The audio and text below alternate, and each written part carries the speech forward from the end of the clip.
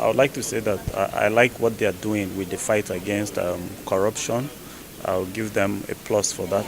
And then I'll also give them a plus in the area of combating terrorism in the Northeast. I think they are doing quite well with that because we've seen some level of reduction in the acts of terrorism that we used to experience in the Northeast.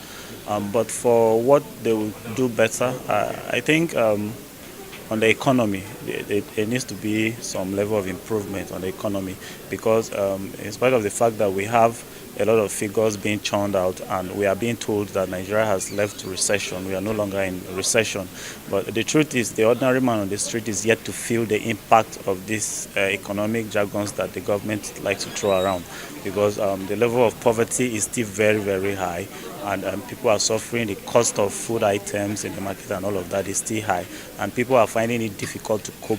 And when you add that up to the fact that most states are unable to pay workers their salaries, it becomes very difficult for the ordinary person on the street to function and live within the country.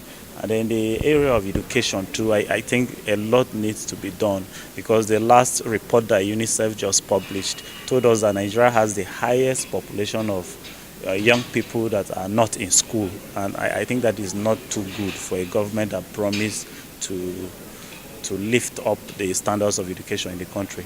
And then the area of job creation.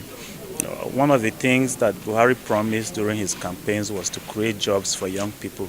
And we are yet to see that because statistics from the NBS says that our unemployment is about 14 point something percent thereabout. And that is not too good for an economy where you have a lot of young people out there. Our high institutions keep churning out people year in, year out, but they go up, they come out and just walk the streets in search of employment that is not there. So I think the government can do better. I know that people in government like to point at NPower, but I don't think you giving internship and paying a stipend to people who have gone to school is not good enough. And then you have issues of sustainability.